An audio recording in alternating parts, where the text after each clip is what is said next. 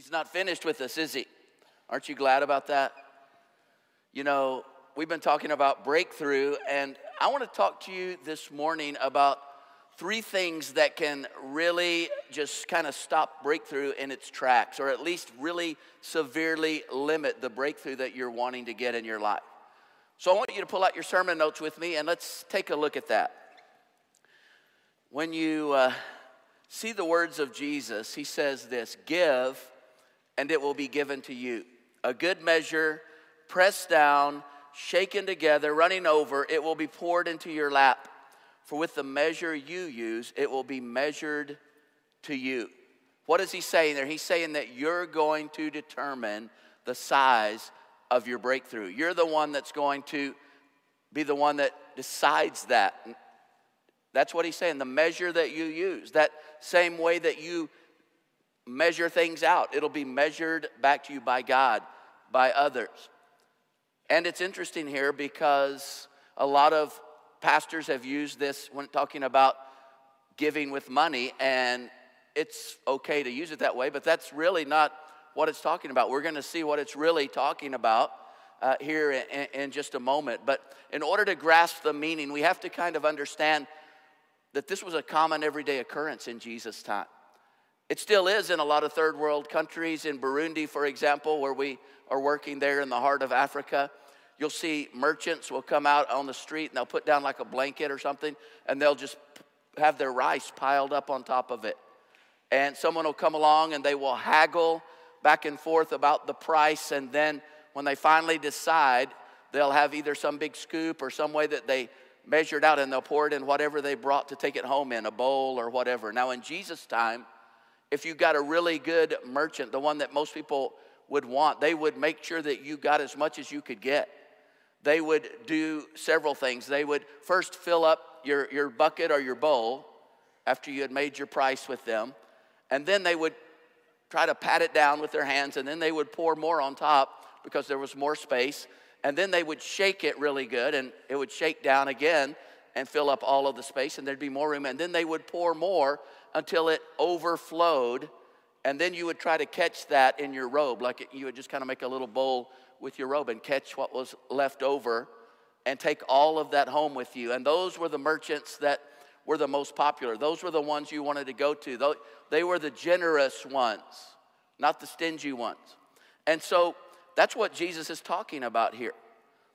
Well, what are the things that can stop that overflow, that can stop the breakthrough that he's trying to accomplish in your life? I think really 3 big things come to mind. The first one is mistaking who is God. Mistaking who is God. And that's really called forgiveness when we look at it. We're going to see how that works here in just a second. In fact, let me just read to you the whole passage about giving there that Jesus was talking about. He says this in verse 36, "Be merciful, just as your Father is merciful. Do not judge, and you will not be judged. Do not condemn, and you will not be condemned. Forgive, and you will be forgiven. Give, and it will be given to you. A good measure, pressed down, shaken together, running over, will be poured into your lap. With the measure you use, it will be measured to you." What's he talking about there? Is he talking about money? No, he's talking about forgiveness. He's saying, as you forgive, as you show mercy, be merciful. Only those of us who have received that extreme mercy from God can really know what that means, what that feels like. But it's going to come back to you. What you give out will come back to you. Louis Mayer, the one who was part of that Metro-Goldwyn-Mayer studio that we always see up on the screen, he was a young boy. This is 100 and some odd years ago. He got in a fight. He got a black eye. He ran home to his mom. His mom's putting ice on the black eye. And they lived in this little house backed up to a canyon and in California out there. And he said it was that other guy's fault. He did all of it, and he's going on and on about all the stuff he did. And his mom found out that Lewis had called him some names to start things off, really. And so she said, come here, Lewis, I want to show you something. They went out to the back door and stood on the back porch and facing out toward the canyon. It was crazy because it was kind of a natural echo chamber. And she said, I want you to think of every awful name that you want to call that boy right now, and I want you to yell it as loud as you can. And he would yell out some awful name, and he said it would echo right back to him. And then he would yell out the next one, and it echoed back. Finally, she said, now I want you to yell out, God bless you. And he yelled that out, and it echoed back. And he said, even as an old man, when he was telling the story, he said, I never forgot that. What you give out always comes back. Well, that's the biblical principle. That's what his mom was trying to teach him, is what Jesus was trying to say. In fact, he goes so far as to say that if you don't forgive, God won't forgive you. Did you know that? Who said that? Jesus said it. He's giving the model prayer, the Lord's Prayer, the Our Father prayer that we know how to say together.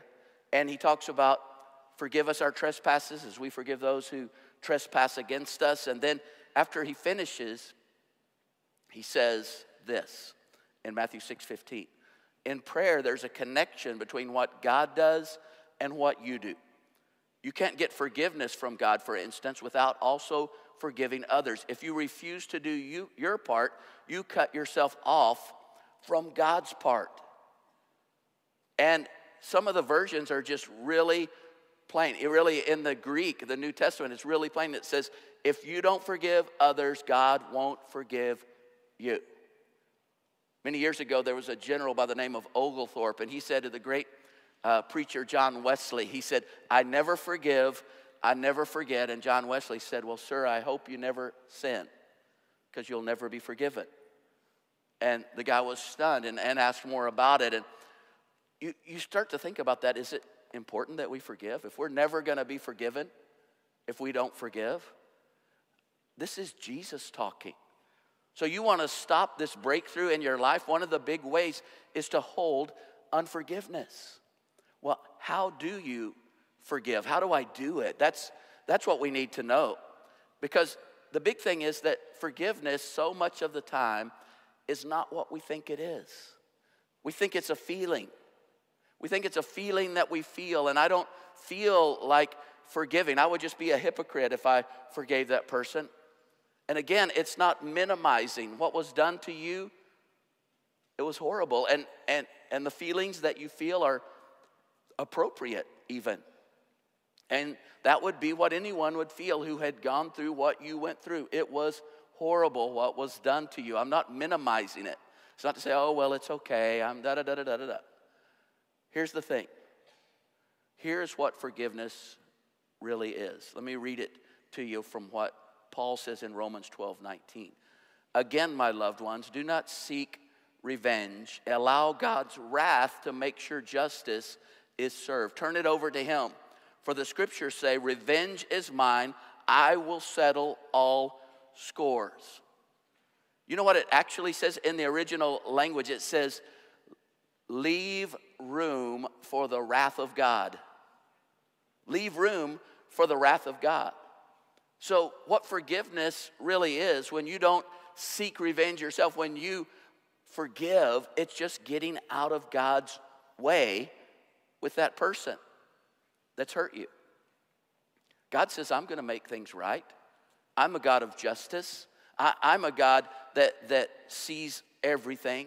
Vengeance is mine. I will repay. But you're going, no, vengeance is mine. I'm going to make those people pay. And really, the only one that's paying probably is you. Jesus said in another place, when you hold unforgiveness in your heart, you've invited the torturers to come in to the inside of you and like eat you up from the inside out. And that's what it'll do. And it'll stop that breakthrough in its tracks completely. And so what you do when you want to forgive someone, it's not like, oh, I'm just going to forgive and forget. You're a human being. You can't forget. Only God can do that. I think we got forgive and forget from the Bible verse that says God puts our sins behind him and remembers them no more when we confess them to him. Well, he's God. He can do that. See, if you've confessed your sin to God and you've meant it, he put it behind him. He doesn't even remember it. And some of you are still holding on to guilt from some of those things and you come back, God, I still feel really bad about that. And he's going, about what? You know, about that thing. What thing? Because he's God. He can do that, all right? But you can't, you're not God. You can't do that. Your mind doesn't work that way. Well, I'm just going to forgive and forget. I wonder why I can't forget that. And every time I see them, I just kind of bow up, right? Every time I hear their name, it's like, "Argh." Yeah, that's normal. That's not anything to do with forgiveness. That's called being human. What forgiveness is saying to God, I trust your heart enough that I'm going to move out of your way so that you can handle this person. Now, that's kind of scary for that person. To me, if you ask me, forgiveness is kind of scary for the person that you're forgiving. I'm going to move out of the way, God. There you go. Clear shot, right? Now, I don't know what God's going to do, and he has his own timing, but he says, I'm going to make everything right. I will make it right in my time. Trust my heart. And then you just forget handling that. You don't forget what happened. You can't. But you just say, God, and every time you do it, I don't know about you, but forgiveness is an ongoing process for me. I mean, I'm still in the process of forgiving people from many years ago, okay? But I'm doing it actively. When it comes up again, I thank you, God, I'm out of your way. You know, you just handle that. It's also been really interesting to see how God's done some of that stuff. And you're going like, yeah, remind me never to be on the other side of that, right? So just get out of the way. Get out of God's way. Some of you are going, oh, no, I'm not going to get out of God's way because God's going to have mercy. I know it. I just know it. That's not your business, is it? Do you trust his heart? Do you trust him enough to get out of his way? No, I'm going to stay right there and be God. You can do that. The torturers are inside, eating you up, and breakthrough is stopped in its tracks. You have a choice to make. And God's going, trust my heart, little son of mine. Trust my heart, little daughter of mine. I'm God. I got it. I got it. This is too big for you. This is a God thing. Move out of the way. And that's what we do. Number two, another thing that can really slow down and sometimes stop our breakthrough is confusing here for there. Confusing here for there. I call this priorities. So we looked at forgiveness. That'll stop breakthrough. Getting off in our priorities will slow down or stop our breakthrough. Listen to this story that Jesus gave. Jesus then gave them this illustration. A wealthy landowner had a farm that produced bumper crops. In fact, it filled his barns to overflowing. He thought, what should I do now that every barn is full? I have nowhere else to store more. I know what I'll do. I'll tear down the barns and build one massive barn that will hold all my grains and goods. Then I can just sit back, surrounded with comfort and ease, and I'll enjoy life with no worries at all. So far, so good to me, right? I mean, that sounds pretty good to me. This guy worked hard. He made a lot of money. He's like going, now it's time to sit back and enjoy the fruits of my labor. And then Jesus says something really weird. Verse 20, God said to him, what a fool you are to trust in your riches and not in me. This very night, the messengers of death are demanding to take your life. Then who will get all the wealth you've stored up for yourself? This is what will happen to all those who fill up their lives with everything but God. Now, when I look at this, I think it's really important to understand. I mean, at first glance, what this man did, it didn't seem wrong at all. It's hard to know what he did wrong. I mean, he made a fortune in farming, and if you know farming, it's a lot of hard work. So he must have been smart. He must have been able to work really hard and have a good work ethic. And he built up this, he had some good luck along with it. But all of these things, it sounds pretty good. And what's interesting here, it says that basically his problem was he had so much stuff that he didn't have a place to store it. And his success had overwhelmed his capacity. Still, that sounds pretty good, right? I mean, basically what he said was, and this is probably true of many of you, I have more money than I can spend. How many? Yeah? Oh, wait, no. I have more food than I can eat. I have more cars than I can drive. What a problem this is. More clothes than I can wear, more shoes. We won't get into shoes, okay? It's a nice problem to have, maybe, you know, to have so much. Jesus is not condemning this man for working hard, being rich and successful. He's not. Unless there be any misunderstanding, if you can take your company from a $200,000 company to a $200 million company and create jobs and make a difference in people's lives, that's an amazing thing. This isn't a parable about the danger of being rich and successful. This is a parable about the danger of confusing here for there. That was what this man did. Not that he was rich and successful. Jesus condemned this man. He called him a fool because he forgot one fact. He forgot that it was all temporary. He forgot. Someone asked at a wealthy man's funeral, how much did he leave? The other guy said, he left all of it. And you know, that's always true, right? It's always true. We always leave all of it. No matter how great we are. How many of you watched the royal wedding? Was that pretty exciting? Woohoo! Nobody's even going to admit it. I love that because... But you know, the royals today, they're nothing like the old-time royals. I mean, they had the power of life and death and all that, you know. I mean, yeah, they got some billions of dollars, but, I mean, those other guys, they were like God on earth almost, right, to their people. One of those guys was King Louis the 14th of France. He reigned for 72 years, and he named himself something. He was a humble man, so he called himself Louis the Great. Louis the Great. King Louis the 14th. I am Louis the Great. Isn't that awesome? Did anybody say, you aren't great? Nobody said that, right? At least nobody that didn't get their head chopped off. So he's going, I'm Louis the Great. And everybody, you know, I mean, that's who he was. He died in 1715. And his funeral was this amazing, I mean, there was just wealth everywhere. You could just see it. His coffin up front in the cathedral. And there were just candles all over. And then they put all the candles out. And there's only one candle to signify right up by his coffin how great he was. Bishop Massillon was the bishop. He was known for his oratory, and people were waiting for this amazing funeral message about Louis the Great. And what Bishop Massillon did when he started, he reached up and he, with his fingers, snuffed out the candle, and the whole place was in pitch blackness.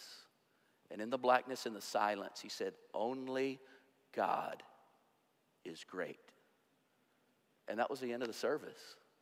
That was it. You see, the truth is, only God is great. It doesn't matter what we attain here. There's only one great one, the one who created us. Ashes to ashes, dust to dust.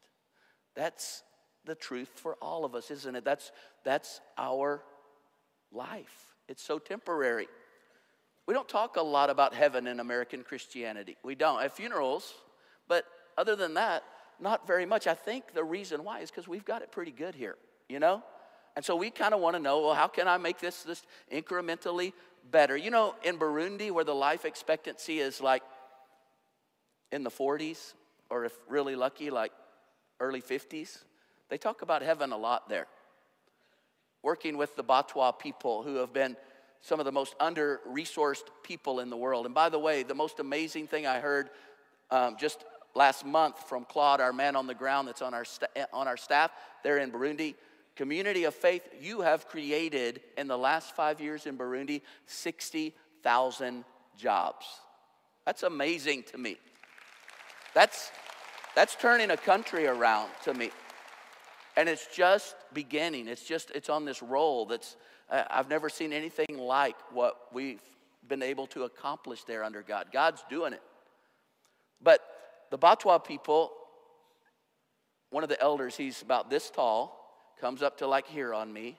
And, you know, it's a hard life. They've been undernourished. They've been, it's just difficult life, especially before you came along. And they were marginalized and so much prejudice against them. They wouldn't even let their kids go to school. They called them dogs and not people. But he looks like he's a man of wisdom, about 70 or 80 years old. I mean, he just looks like he's been through it, gnarled and stuff. And so it was his birthday. I said, "Oh, Francois, how old are you?" And he was like 47. And I was stunned just looking at it. And what I realized was this life is hard and it's over quickly for them. And they talk about heaven a lot. They're not trying to make heaven here. They know the reality that that's not true. But in America, I don't think we quite have that. Watchman Nee, the great Chinese theologian, he said this, and author, he said this. Let me just read it to you. "We approach God like little children with open hands begging for gifts. Because he's a good God, he fills our hands with good things like life and health and friends and money, success, recognition, challenge, marriage, children, a nice home, a good job. And so like children, we rejoice in what we've received, but then we run around comparing what we have with each other. When our hands are finally full, God says, 'My child, I long to have fellowship with you. Reach out your hand and take my hand.' But we can't do it because our hands are so full. 'God, we can't,' we cry, 'but put those things down and take my hand,' he replies. 'No, we can't. It's too hard to put them down. But I'm the one who gave them to you in the first place. Oh God, what you have asked for is too hard. Please don't ask us to put these things aside.' And God answers quietly, 'You must.' And God orchestrates the affairs of life, both the good and the bad, to bring us to the place where our faith will be in him alone. Slowly but surely, we go through life. He weans us away from the things of the world. At first, this process touches only our possessions, which can be replaced. But eventually, it touches our relationship, which can't be replaced. It touches our loved ones, who can't be replaced. Finally, it touches life itself, which is never replaced. And then there is nothing left but us and God. Through all this process, our Heavenly Father leads us along the pathway of complete trust in him. Slowly but surely, we discover even the dearest and sweetest things of life take second place to the pleasure of knowing God. In the end, we discover that he has allowed our hands to be emptied of everything so that they can be filled with himself. Now, I don't profess, even reading these words, I realize I don't understand the full extent of this. My hands are still full of some beautiful things: a beautiful wife, children, grandchildren, friendships, health, all of these things. But I think that the process of growing older is teaching me something, you know? And my Achilles right now is out because I took some antibiotics, that Levaquin, don't take Levaquin, okay? And it messed up my Achilles, and that's what they're working on right now, trying to get this back in.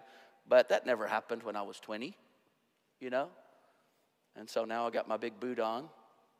But I feel some of these things, and you feel things begin to slip away a little bit. And you begin to understand, and you see so many friends that have gone on. And you start to feel the weight of that. And I know that my mom and dad are here, and as you turn 80 and beyond, you feel it even more. But all of us, at the very end, it's just going to be us and him again, isn't it? Naked, you came into the world. Naked, you will leave it, you know. That's the truth of it. And I think what God's trying to get us to do is hold things lightly. It's kind of like this. When my kids were little, they loved to go to the beach, and they still love the beach a lot. But what they would do at the beach, besides play in the water a little bit, they would, right at the edge of the sand where it's still moist, you know, where the water's coming up a little bit, they would build the most amazing sand castles. And they would have all these little things, and they would make turrets, and they would try to build it up really high. And sometimes I was pretty amazed at what they did. But you know what would always happen later in the day? The tide would begin to come in, and it would come up over that sandcastle, and you would start to see it kind of start to dissolve. And I would think, oh no, they've worked so hard on that. But you know what my kids would do? They would just squeal with delight. They love to watch the tide wash out their sandcastle. This whole world for us is like building sandcastles. But I don't think we squeal so much with delight when the sandcastles begin to wash out with the tide, do we? When we see some of those things we've worked so hard for, and God's trying to tell us all the time, this is temporary. See, my kids knew that was temporary. They knew this was going to happen. But we build sandcastles and we act like they're going to stand forever. They're not. It's all temporary. It's temporary. Well, how do you do this? How do you get hold of this? Jesus told a story, and I love this. Picture this with me. A first century Hebrew walking through a field. He's got his staff, and it's a difficult terrain, and he's slipping and sliding around, and so he keeps sticking his staff in the ground, and all of a sudden, thunk. He's out in the middle of nowhere, but thunk, thunk, thunk. And something's down there. He's in a hurry, but he decides to stop and see, and and it's some kind of a chest, and he pulls it out, opens it up, and inside are the precious jewels of every color you could imagine. There's gold. There's Roman money from 70 years before, imprinted with a Caesar long dead. And he realizes some wealthy man has hidden in the field this treasure. Now, there was a law in Jesus' day that when you bought land, anything on the land, under the land, around the land was yours too. It just came with it. And so you know what he does? He's a crafty fella. Jesus said he buried it back up. And he took off at a run and, marked the place in his mind where it was. And then he went and he sold everything that he had. He sold his house. He sold his donkey. He sold everything that he could find. And he scrounged it all together to buy that piece of land. Because he knew when he got that land, he got all the treasure. And then Jesus said something really interesting. He said, the kingdom of heaven's like that. And you're going like, huh? What he's saying is, there's one thing of great value, God's kingdom. There's one thing that's going to last, God's kingdom. There's one thing worth putting all your effort into and everything that you're having. You're not a fool. People looked at him while he's selling all this stuff to get this scroungy piece of land, and they're saying, what an idiot. But he knew he wasn't an idiot. He knew where the treasure was, and that's what Jesus is saying, that there's treasure there. It's so much so that, like a lot of us, we don't realize that this life is kind of like Monopoly. How many of you have ever played Monopoly? A couple of us, yeah? Takes forever, doesn't it? How many of you ever finished a game of Monopoly? That's a better question. But it goes on and on and on. But what if I came to you and I said, I just won a huge game of Monopoly. I had Park Place and all these, and I'm just going to pay off my debt. Here is 20 grand in Monopoly money. You're going to go like, no, right? Because it's just Monopoly money. But really, that's what the Bible talks about. Listen to what it says. Number 3, forgetting what is whose? Stewardship. Stewardship. Whoever can be trusted with a little can also be trusted with a lot. Whoever is dishonest with a little is dishonest with a lot. If you cannot be trusted with worldly riches, who then will trust you with true riches? And if you cannot be trusted with things that belong to someone else, who will give you things of your own? No servant can serve 2 masters. The servant will hate one master and love the other, or will follow one master and refuse to follow the other. You cannot serve both God and worldly riches. The Pharisees, who loved money, were listening to all these things and made fun of Jesus. Here's the thing. Money is the mirror of our heart before God. You want to know where your relationship is with God? It's not about how many Bible studies you come to. It's not about how many chapters of the Bible you read. If you look at your money and how you spend your money, you'll know. The Bible's real clear about that. Your treasure and your money. It says wherever your money goes, and your heart's going to follow after it.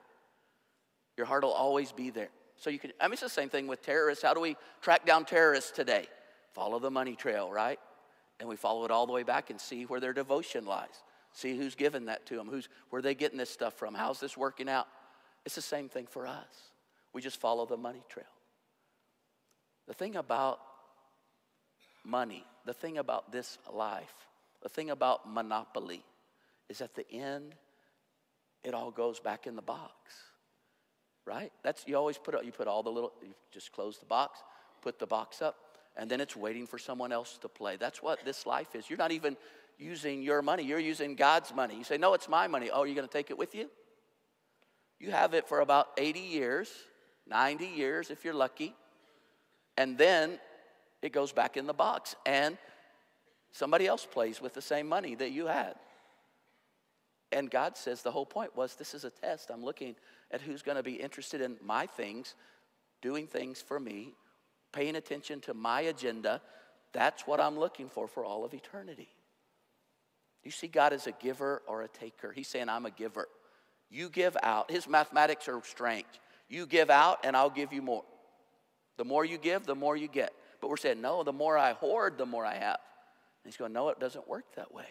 It works completely different. In fact, he says this, if you do, says the Lord of heaven's armies, I will open the windows of heaven for you. I will pour out a blessing so great that you won't have room enough to take it in. Try it. Put me to the test. What is he talking about? Because I definitely want to try this. Let me read you the first part of it. Bring the whole tithe into the storehouse, that there may be food in my house. Test me in this and see if I will not open the windows of heaven for you and pour out blessing. You see what God wants to do. He's saying, I want you to give to my kingdom and to my stuff. Bring the tithe. Test me in this. How do you know that God exists? When I was in seminary, we studied the ontological arguments for the existence of God, the cosmological arguments, the teleological arguments for the existence of God. But the Bible only has one test for the existence of God, and that's tithing. That's giving to God's kingdom. He says, if you do this, if you give 10% of your income to me through your church, I am going to show you I'm God. That's an amazing thing. Let me read this last verse. If you're given much, much will be required of you. If much is entrusted to you, much will be expected of you.